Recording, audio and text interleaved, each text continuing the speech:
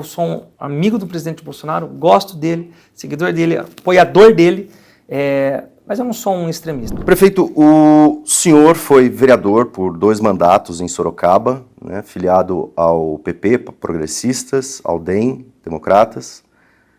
Prefeito no 2º mandato, agora pelo Republicanos, e sempre utilizou bastante as redes sociais, inclusive usando alguns gatilhos muito comuns a que os influenciadores costumam recorrer. Por que o senhor considera ser esse um bom jeito de fazer política? Eu entendo que aquele discurso político, técnico, ele é muito chato.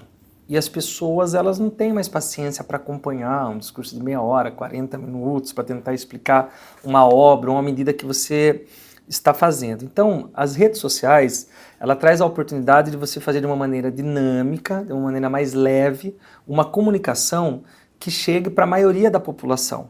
É lógico que só o trabalho das redes sociais, ela não traz o resultado eleitoral que você espera, o resultado de aprovação da população. Você tem que ter a divulgação com a entrega, que foi o que nós conseguimos fazer aqui.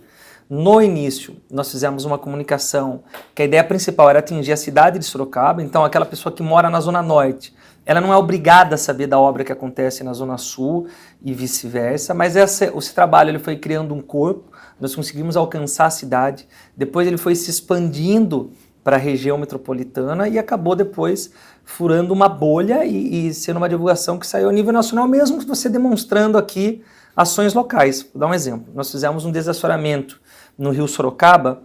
Nós temos um problema muito antigo com enchentes aqui na cidade.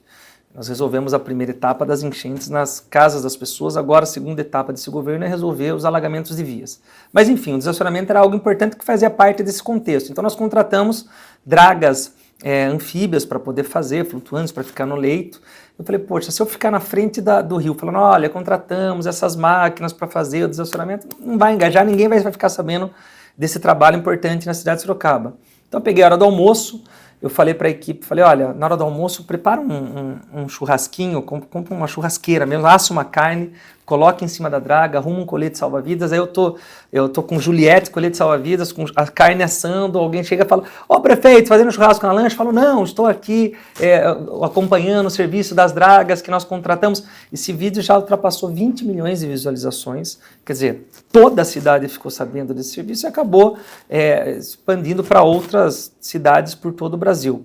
Assim como o transporte gratuito para os estudantes, seja da rede pública, particular, de qualquer idade. Falei, poxa, é algo importante, legal, que vai atender a demanda dos estudantes numa fase que eles precisam de um apoio, nem todos os pais têm condição, ou se tem, passam apertado para poder manter os estudos do filho através do transporte. Eu falei, como que eu vou divulgar isso? Aí eu pego meu sobrinho, eu falo, vai subir no ônibus, na hora que ele vai subir no ônibus, o cara puxa ele e fala, vai pagar o passagem, rapaz. Ele fala, tá louco, tio. Esse vídeo também ultrapassou 26 milhões de visualizações. Então, foram ganchos que nós fomos entendendo. No começo, uma transição, às vezes uma simulação de acidente, depois vem com a cena seguinte, ou uma comunicação que gere uma curiosidade, ou que gere algo engraçado e não é comum político. Né? No começo, não é. A gente sofreu um pouco assim de preconceito, vamos dizer assim, da classe política, falar, isso não é, um prefeito não tem que fazer esse tipo de vídeo, mas foi a maneira que nós encontramos de divulgar o nosso trabalho, sempre mostrando serviço, sempre mostrando entrega, sempre mostrando uma ação da prefeitura, mas sempre pegando esses ganchos iniciais para gerar curiosidade naquelas pessoas que estão na internet. Existem algumas ações divulgadas pelo senhor em vídeo que acabam chamando a atenção por conta do tema, né? O senhor foi um prefeito que declarou guerra à Marcha da Maconha, o senhor foi um prefeito que prometeu um prédio de 1 quilômetro de altura e também foi um prefeito que prometeu um livre acesso de norte-americanos entre Sorocaba e os Estados Unidos após a vitória do Donald Trump, de quem o senhor é admirador. Isso tem uma real efetividade na vida da população? Tem. A questão do prédio foi uma alteração que nós fizemos no plano diretor, onde nós pegamos o centro expandido da cidade e demos toda a isenção de taxa, de outorga. Hoje as pessoas podem investir. É lógico que foram feitas várias outras modificações no nosso plano diretor, muito bem elaborado, por sinal. Sorocaba é uma cidade que cresce, que desenvolve, que teve aí entre aquilo que a gente tem batido recorde, um dos recordes é a questão da valorização imobiliária nacionalmente falando. Sorocaba foi a cidade que mais aconteceu essa valorização em termos nacional, e esse plus a mais que nós demos na questão do centro. Aprovamos o plano diretor no dia 31 de dezembro, no último dia do ano na Câmara Municipal, e agora foi sancionado, e agora os projetos eles começaram a ser aplicados, protocolados para que possa acontecer. Também nós se destacamos e nós... Mas existe, quer dizer, esse anúncio, por exemplo, do prédio de 1 quilômetro de altura é de outubro de 2024. Existe algum projeto de um prédio de 1 quilômetro de altura na mesa do prefeito, da prefeitura? Existem empresas, não é a prefeitura fazendo. Sem dúvida, são empresas mas a prefeitura precisa aprovar. Isso, certo? é por isso que aprova. Então, tem aqueles pedidos de diretrizes que acontecem, ainda não um projeto executivo, mas muitas empresas, apesar depois dessa ampla repercussão, que protocolaram e vieram aqui, através da Secretaria de Planejamento, pedir quais são as alterações que foram feitas no plano diretor. Quando a gente faz esse anúncio, no momento que a gente estava enviando para a Câmara, depois a aprovação ela acontece no dia 31 de dezembro e a sanção da lei talvez dia 15 ou 18 de janeiro desse ano, que são os prazos legais para poder fazer. E vieram sim, e acabou gerando uma especulação bastante importante, que outros investimentos, porque quando nós falamos do centro expandido, mas grandes avenidas, nós demos incentivos fiscais para a construção de prédios comerciais, moradias. Nós já temos aqui em Sorocaba o maior prédio residencial do interior do Brasil, que é uma construtora. Então a gente já tem essa característica, uma construtora local da cidade de Sorocaba, que é o Épico, que é um edifício da construtora Planeta, aqui na cidade de Sorocaba. Em relação, nós pegamos o gancho que estava nas eleições do Trump, que havia acontecido, nós também nos destacamos, nós abrimos na nossa gestão, aprovamos uma lei de incentivos importante, criamos um centro de exportação no nosso parque tecnológico. Então a gente tem se destacado no desenvolvimento econômico, e recentemente foi divulgado o crescimento das exportações nossas em 26%, muito delas por causa de nós temos aqui a fábrica da Toyota, que aproveitou essa nossa lei de incentivos e anunciou mais um investimento de 11 bilhões na cidade de Sorocaba. Então nós aproveitamos para divulgar essa parceria do nosso parque tecnológico para que as pessoas que quisessem exportar aqui na cidade de Sorocaba teriam todo apoio nosso para poder fazer essa conexão com os Estados Unidos. Eu fui pessoalmente para Orlando, me reuni com o Tony Ortiz, que é o vice-prefeito da cidade de Orlando, fizemos um trato de cooperação entre as duas cidades. Lá também tem um parque tecnológico importante em desenvolvimento, características parecidas da cidade de Sorocaba com aquela cidade, e a ideia nossa foi justamente isso, fomentar essa questão do desenvolvimento econômico, que tem sido uma referência da cidade de Sorocaba. Quer dizer, então, que essas ideias que a princípio são chocantes, de um prédio de 1 quilômetro e de um livre trânsito com os Estados Unidos, não é necessariamente que Sorocaba vai ter um prédio de 1 quilômetro e não necessariamente vai ter livre trânsito de pessoas, afinal, depende de visto e etc. Sem dúvida nenhuma. Quando a gente fala o livre trânsito, é lógico que você faz aquele impacto para chamar a atenção, para que a pessoa fala, o que ele está falando? E a pessoa se aprofunda, dela vai entender que nós estamos tratando de desenvolvimento econômico, de geração de empregos, e as pessoas elas começam a ver aquilo que a cidade está gerando, a conexão que a cidade está gerando, e não é só no que diz respeito, estamos falando a Toyota, com diz respeito à exportação, nós temos uma outra grande empresa, eu recebi o cônsul da Inglaterra agora, que é a JCB, uma empresa importante também, que também fez um investimento aqui na cidade de Sorocaba. Quando a gente compara com Orlando, Sorocaba, nós queremos transformar a nossa cidade na Orlando brasileira. Sorocaba é uma cidade que ela está muito perto de São Paulo. Nós temos aqui, vamos receber agora um parque, que é o Parque da Cacau Show, que vai ficar entre Itu e Sorocaba, que vai ter inclusive a maior montanha-russa da América Latina. Eles estão com as obras a todo vapor. Nossa cidade recebemos também um investimento importante do Tauá, que virá para a cidade de Sorocaba, que é um parque aquático, um resort que tem hoje em Atibaia, vai abrir uma segunda unidade aqui, e nós não estamos tão distantes do Hop Hari ou do Wet n White. Então as pessoas, como acontece lá, que as pessoas ficam em Orlando e visitam os parques nas cidades vizinhas, a ideia nossa é incentivar. O senhor é um ex-dependente químico. Eu fui usuário de drogas e eu tenho falado isso nas palestras que eu faço, que a maconha como álcool são as portas de entrada. E hoje existe uma romantização da marcha para a maconha, que eles falam não, que eles tentam passar que a ideia da Marcha para a Maconha é para a questão da liberação dos medicamentos para os tratamentos, que nós somos favoráveis, mas não é isso que acontece na realidade.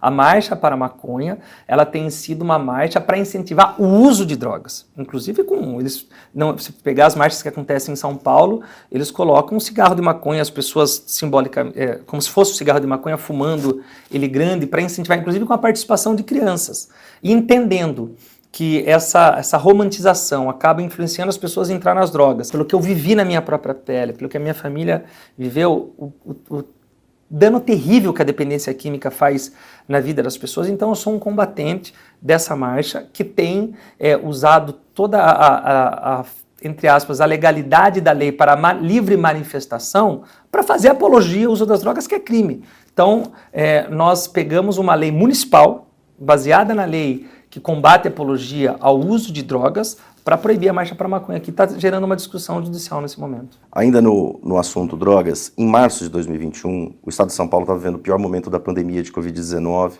Brasil estava convivendo com milhares de mortes, e a Prefeitura de Sorocaba incentivou o uso do kit Covid, que tinha entre os remédios um vermífugo cuja eficácia não era comprovada.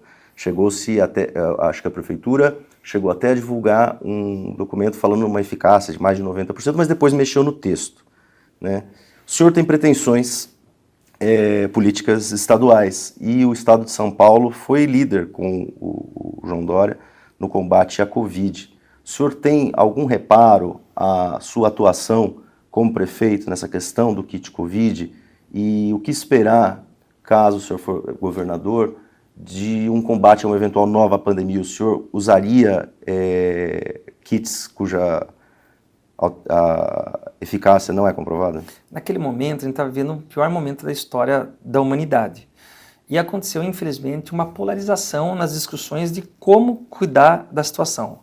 E nós, mesmo tendo o nosso posicionamento político, nós em Sorocaba demos um exemplo no tratamento e na guerra contra essa pandemia que nós vivemos aqui na cidade de Sorocaba. Então aqui nós somos se não a primeira, talvez a segunda cidade do estado de São Paulo a receber a vacina. Nós abrimos os postos de vacinação nas igrejas, iniciamos aquela campanha que depois foi copiada pelo governo do estado, inclusive, da arrecadação de alimento. Lançamos aqui a campanha A Fome Não é Fake, onde as pessoas iam se vacinar, levavam 1 quilo de alimento, e esses alimentos nós fizemos as distribuições. Nós criamos o Mercado Solidário, que é um local onde a gente até hoje faz ele. Nós montamos nos bairros uma estrutura para que as pessoas, não é entregar uma cesta básica, ela vai com a família e escolhe aquilo que ela vai levar para casa, do bom e do melhor, tudo em parceria com a iniciativa privada. E por outro lado, nós também liberamos e conseguimos, através de doações na época, para os médicos que receitassem a questão do kit Covid e pudessem utilizar nos seus pacientes. Quando foi feito a questão que tem aquelas questões das cores, né, das cidades, para poder fechar ou deixar aberto conforme o número de leitos, era feito um cálculo pelo governo do estado, nós ampliamos os nossos leitos aqui na cidade de Sorocaba, conseguimos reverter, diminuir a rigidez daquela questão da flexibilidade para a abertura dos comércios. Quando o ex-governador fez um decreto que só poderia trabalhar em drive, aqueles comércios que tivessem drive, nós fizemos um documento autorizando todo e qualquer comércio da cidade fazer o trabalho com drive. Então o que nós fizemos? Nós fizemos como era algo novo e a gente tinha que ter esse socorro para a população, nós deixamos todas as possibilidades abertas, tanto que, graças a Deus, nós não tivemos um sorocabano sequer que ficou sem um atendimento, que precisou de atendimento médico, que teve o seu atendimento médico. As vacinações, todas as vacinas disponíveis pelo Ministério da Saúde, nós organizávamos rapidamente a questão da vacinação, como eu disse, com a cooperação de igrejas. Então nós fizemos em igrejas, em hipermercados na cidade, os nossos drives de uma maneira rápida. Eu acho que a gente conseguiu dar um exemplo importante. Espero não viver isso de novo na minha vida, porque foi um dos momentos mais difíceis eu acabando de assumir. Mas, se lá na frente eu estiver como governador, ou estiver ocupando qualquer outro cargo político, eu vou sempre seguir as orientações do especialista, do médico, daquela pessoa ligada à saúde que vai me orientar como fazer. Eu, como agente político, eu tenho a obrigação de não ter o meu posicionamento político específico, mas sim tem a vacinação é importante, vamos fazer a vacinação. O médico entende que o determinado médico entende que ele pode receitar, então nós vamos acreditar no profissional médico e vamos agir para que a gente possa vencer, superar como nós superamos aqui com maestria, tanto na questão da vacinação, da doença em si, como na parte social, que, como disse, fizemos um trabalho que acabou sendo replicado por todo o estado de São Paulo e dura até hoje, que é essa questão do mercado solidário. Nós estamos em maio de 2025, mais de um ano para a eleição de 2026. As pesquisas já começaram a incluir o senhor como um possível candidato, e o senhor é do Republicanos, partido do mesmo governador Tarcísio de Freitas, do qual o senhor é aliado. Como o senhor pretende viabilizar a sua candidatura, levando em conta que o próprio Tarcísio pode tentar a reeleição caso não decida disputar o Palácio do Planalto? Claro, eu tenho esse sonho de poder um dia estar como governador do estado de São Paulo. É um sonho que eu tenho, e eu tenho a fé que Deus pode realizar esse meu sonho. Mas o governador Tarcísio é um governador que, como eu disse, é do meu partido. Eu fui o primeiro prefeito do estado de São Paulo a declarar apoio para ele antes mesmo dele vir para o Republicanos. Quando ele manifestou que gostaria de ser candidato, eu já declarei apoio para ele. E depois nós tivemos acho que 4 ou 5 cidades no estado todo que apoiaram o governador Tarcísio no primeiro turno. A maioria ficou com o apoio ao ex-governador Rodrigo Garcia, que é uma pessoa que eu gosto bastante também. Então eu sei que esse sonho pode ser realizado. Lógico que vai depender de todo o contexto. Se o presidente Bolsonaro puder sair candidato e o governador Tarcísio ficar como governador, eu estou como prefeito numa cidade que eu amo, que eu adoro, me coloco à disposição do governador e do partido para que, se tiver interesses, eu poder contribuir em algum outro cargo e eu achar que é viável, eu vou, senão não. Agora, no caso do governador Tarcísio, ir para a disputa, caso o presidente Bolsonaro não consiga, ele ser o candidato à presidência, o partido inclusive já chancelou isso de que eu seria o candidato ao governo do estado. Para o partido tem mais 2 partidos que já declararam esse apoio, que é o PRTB e União Brasil, partidos que eu conversei também, mas sempre com muita calma, muita cautela, respeitando o Tarcísio, que é a grande liderança estadual, e o Bolsonaro, apesar de não ser do partido, é a liderança da direita no cenário nacional. O senhor citou o ex-presidente Jair Bolsonaro, algumas vezes na resposta anterior. O senhor também é próximo do Tarcísio. A sua esposa, Cirlange Mangayato, do PL, segunda suplente do Marcos Pontes, senador, que foi ministro do Bolsonaro. O senhor se considera um bolsonarista raiz? Eu me considero uma pessoa que admira o presidente Bolsonaro. Também apoiei ele nas 2 eleições dele presidencial. Me considero de direita. Eu acho que ficou muito dividido no país essa questão da direita e esquerda. A direita, ela pensa no desenvolvimento econômico, na livre iniciativa, mas não pensa nos projetos sociais. A esquerda pensa em projetos sociais, mas não pensa na questão do desenvolvimento econômico, sempre o Estado à frente das questões econômicas. Eu posso dizer que eu tenho um perfil de não ser um extremo direita, mas uma pessoa de direita, e até um amigo falou uma palavra que eu achei bem legal e encaixa realmente com o meu estilo de trabalho, que é direita social. Inclusive eu tenho feito um movimento nesse sentido, onde você tem os seus princípios, tem os seus valores, é a favor da economia, quer que a cidade cresça, a desburocratização. Eu não aumentei nem criei nenhum centavo de imposto na cidade de Sorocaba. Dobramos a arrecadação do município somente com os incentivos fiscais, mas nós usamos as parcerias com a iniciativa privada para fazer projetos sociais. Eu relatei um para você aqui, que é o Mercado Solidário. Nós fizemos uma questão de justiça social nas escolas. Hoje todas as crianças da rede municipal, de qualquer bairro, elas recebem um uniforme, elas recebem a mochila, elas vão trabalhar todas arrumadinhas. A nossa merenda é uma merenda que ganhou referência nacional, a melhor merenda do Brasil. Aos sábados, nós oferecemos para as famílias que querem também levar junto com seus filhos e seus familiares. Não tem que algumas crianças, a principal refeição é a merenda, então elas podem ir nas escolas fazer essa merenda. A gente trabalha muito essa questão social. Então eu sou um amigo do presidente Bolsonaro, gosto dele, seguidor dele, apoiador dele, mas eu não sou um extremista, eu sou uma pessoa que entendo que o caminho para o Brasil é a política pública focar nas cidades, focar no desenvolvimento das pessoas. O senhor falou se Jair Bolsonaro for candidato a presidente ou não for candidato a presidente, ele está considerado inelegível pelo Tribunal Superior Eleitoral a partir de uma condenação por uso da máquina pública para divulgar desinformação sobre as urnas eletrônicas. O senhor defende a candidatura do Jair Bolsonaro em 2026? Por quê? Eu defendo porque ele é uma pessoa que fez o melhor para o Brasil, conseguiu organizar a economia, uma pessoa que tem boas intenções, conseguiu fazer uma equipe do seu ministério de ministros técnicos que fizeram o Brasil avançar, e eu defendo, eu compactuo da ideologia dele, da questão do desenvolvimento econômico, da questão do amor à pátria, do amor à família. Então eu defendo aquilo que ele defende. Então eu acredito que ele possa reverter isso, torço para que ele reverta, e eu acho que o Brasil ganha com isso. O senhor acredita que aquele uso da máquina com uma reunião com diplomatas não é algo passível à punição por inelegibilidade?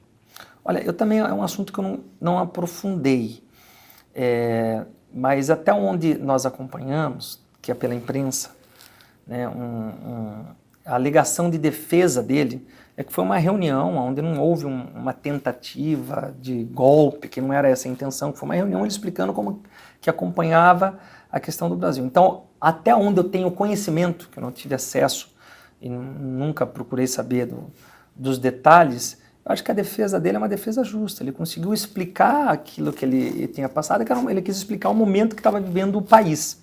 Tanto que não houve nenhum ato, né, de golpe, de fato. Então, eu acredito que ele pode conseguir reverter isso judicialmente. O senhor esteve numa manifestação no final de 2022, pós a eleição da vitória do presidente Luiz Inácio Lula da Silva contra Jair Bolsonaro, e nesses acampamentos e manifestações era notório um pedido de intervenção militar. Tivesse havido uma intervenção militar no Brasil, o senhor, como prefeito de Sorocaba, apoiaria? Olha, quando eu não fui numa manifestação específica dessas do quartel. Quando aconteceu... Foram em estradas. Isso, quando aconteceu, em algum momento depois da eleição, fecharam as estradas, uma questão que envolvia os caminhoneiros, e eu recebi a informação de que ali estavam impedindo pessoas de passar, que eram gestantes, ou pessoas que precisavam usar o hospital. E outras informações que chegavam era de que estavam ameaçando aquelas pessoas que estavam manifestando. Então o que eu fiz? Eu peguei a minha equipe de segurança, junto com a Polícia Civil, junto com a Polícia Militar, fui até o local para conferir e garantir que as pessoas tivessem o acesso para poder passar nas rodovias, e tinha realmente. E eu acho que o que me dá muita tranquilidade, que eu fui fazendo uma live do início até o final, de toda a minha participação lá. Então as pessoas tinham uma faixa que eles podiam passar, eles ocupavam uma faixa da via, outra podia passar, então não estava acontecendo de impedir. Eu não apoiaria um golpe militar, eu acho que não é esse o caminho para o Brasil.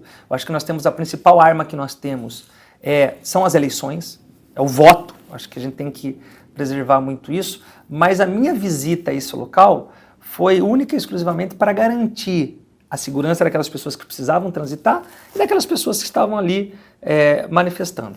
O senhor é a favor da anistia dos presos e condenados por 8 de janeiro de 2023, quando foram invadidos o Congresso, o Planalto e o Supremo, e a favor também de uma anistia que chegue ao ex-presidente Jair Bolsonaro, que também é réu numa ação sob acusação de tentativa de golpe de Estado? Eu sou a favor.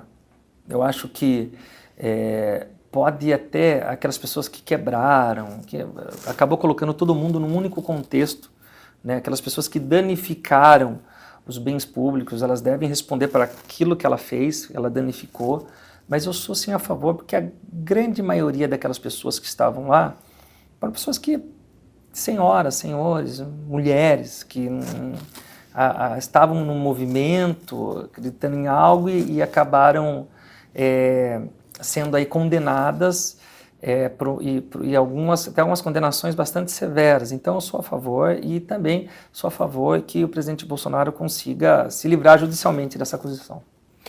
O senhor teve os bens bloqueados em maio de 2023 por conta de suspeitas de superfaturamento na aquisição de kits de robótica. E Quanto a essas suspeitas, como o senhor responde a elas e como o senhor vem se comunicando publicamente em relação a esse tipo de apontamento de investigadores? Com muita tranquilidade. Sabemos que isso faz parte, infelizmente, daqueles que assumem a gestão pública, seja na esfera municipal, estadual, federal. Você tem exemplos do próprio presidente Bolsonaro, do presidente atual, de outros prefeitos que viveram nessa situação. E eu estou bastante tranquilo porque o Tribunal de Contas, que é o órgão, quem apura essa questão dos contratos, aprovou por unanimidade as nossas contas, inclusive aprovou 2021 e 2022. Então nós acreditamos que na questão do mérito, que deve ser julgado nos próximos dias, a gente vai conseguir o desbloqueio. E agora, em abril de 2025, houve uma nova operação relacionada a suspeitas de desvios na saúde por meio de uma organização social. Foram apreendidos caixas de dinheiro com alguns suspeitos. O senhor teve a própria casa, a prefeitura, né, e outros órgãos municipais vasculhados.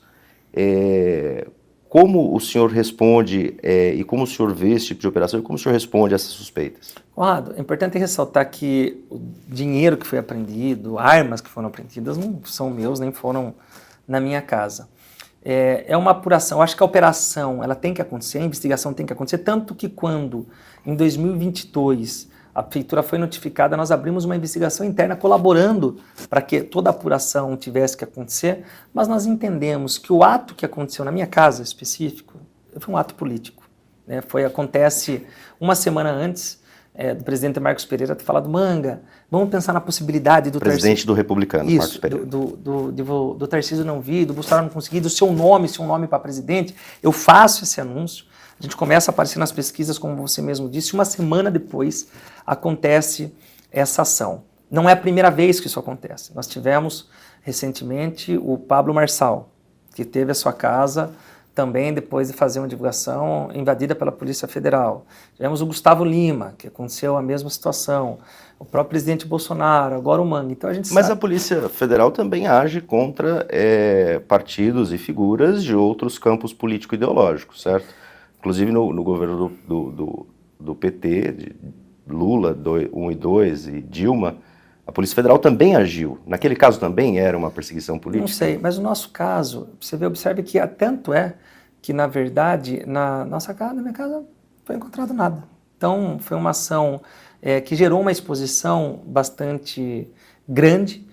Não é legal a gente passar por isso, mas confesso para você que quando você está na política, você vê essas ações acontecendo, seja de qualquer dos lados, você se lamenta isso porque existe, não toda, tá, mas uma parte da polícia que acaba usando politicamente, isso nós já vimos acontecer, tanto que ações, investigações já foram canceladas, suspensas pela justiça, não poucas vezes, diversas vezes. Mas nós vamos conseguir superar mais esse momento, e eu acho que acabou dando, é lógico que passar por isso não é legal, mas politicamente acabou até melhorando, dando um conhecimento maior do nosso trabalho. Mais pessoas ficaram sabendo quem é o Manga, que trabalho que faz, o que está acontecendo na cidade de Sorocaba. As pesquisas mostraram isso. Bom, o senhor fez um vídeo fazendo piada com a operação, falando que encontraram uma carta de Pokémon e ganhou mais seguidores. 300 mil. Por conta dessa operação. O senhor tem 3 milhões de seguidores no Instagram, outros um pouco mais, inclusive, outros 3 milhões no TikTok. A direita, mesmo tendo que lidar com questões como operações da Polícia Federal, consegue se comunicar melhor, então, do que a esquerda? Eu acho que nós temos mais pessoas da direita que têm essa facilidade. A esquerda também se comunica bem, tem uma militância importante, mas eu acho que mais pessoas da direita que conseguem ter um engajamento melhor nas redes sociais. Quando aconteceu a operação, na verdade eu explico aquilo que aconteceu, e eu falo, na minha casa foi encontrado o Pokémon do meu filho, a Nutella que eu como, tal. Não foi numa maneira, hipótese nenhuma, de fazer uma brincadeira em relação a isso, até porque o momento era um momento ruim, né, você viver isso. Se pudesse passar por isso, eu acredito que qualquer um que passou por isso, os nomes que eu citei, o Gustavo Lima, o Paulo Marçal, o presidente Bolsonaro, eles teriam passado, eu não quero viver isso. Mas acontece. Então foi um momento de explicar que eu não tinha nada na minha casa. Agora, eu consegui achar um caminho, uma facilidade de poder comunicar. Então isso ajuda muito na gestão, na divulgação da cidade, que tem, como eu disse, agora saiu um outro levantamento, que nós fomos as cidades acima de 500 mil habitantes do Brasil que mais teve aberturas de mês. Então, quer dizer, Sorocaba vive um momento extraordinário e diferenciado e fora da curva do cenário nacional, que é aquilo que nós apostamos, o desenvolvimento econômico. E aquele velho ditado, fale bem ou fale mal, é importante que fale de mim, ele é válido para as redes sociais e para a política, porque quando você faz uma boa ação, você atinge um certo público, mas quando, de alguma maneira, você é atacado, você acaba dobrando o número de pessoas que chegam a ter o conhecimento de você. E lá na frente, eu entendo que isso reverte politicamente positivo para os próximos passos que a gente quer dar na política.